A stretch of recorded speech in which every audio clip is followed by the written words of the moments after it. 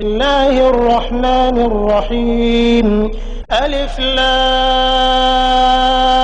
را تلك آيات الكتاب المبين إنا أنزلناه قرآنا عربيا لعلكم تعقلون نحن نقص عليك أحسن القصص بما أوحينا إليك هذا القرآن وإن كنت من قبله لمن الغافلين إذ قال يوسف لأبيه يا أبت إني رأيت 11 كوكبا والشمس والقمر رأيتهم لي ساجدين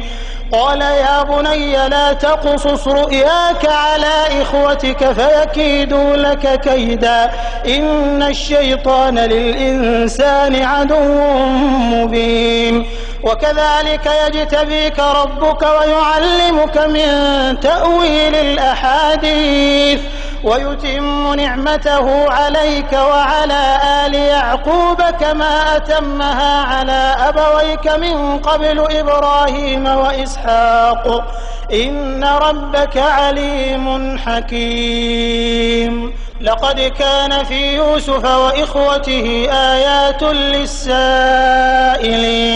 إذ قالوا ليوسف وأخوه أحب إلى أبينا منا ونحن عصبة إن أبانا لفي ضلال مبين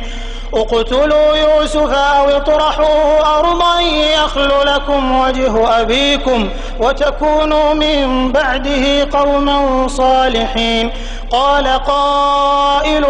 منهم لا تقتلوا يوسف وألقوه في غيابة الجب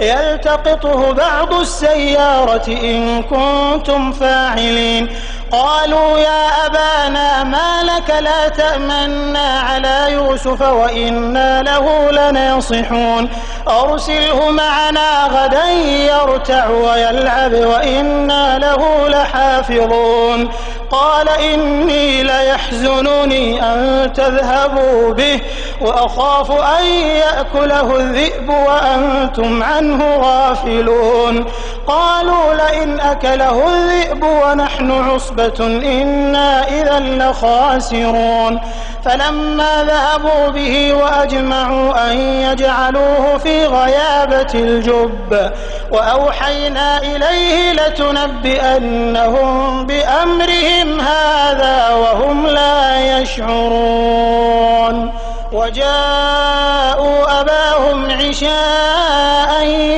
يبكون قالوا يا أبانا إنا ذهبنا نستبق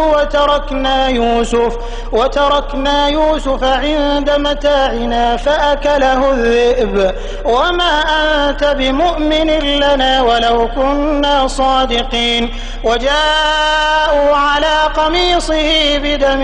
كذب قال بل سولت لكم أنفسكم أمرا فصبر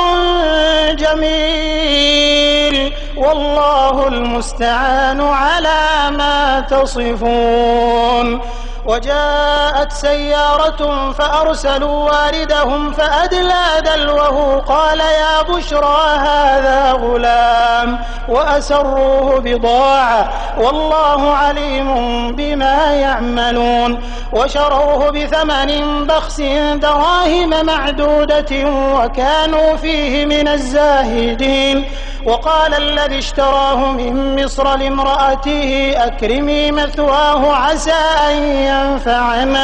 عسى أن ينفعنا أو نتخذه ولدا وكذلك مكنا ليوسف في الأرض ولنعلمه من تأويل الأحاديث والله غالب على أمره ولكن أكثر الناس لا يعلمون.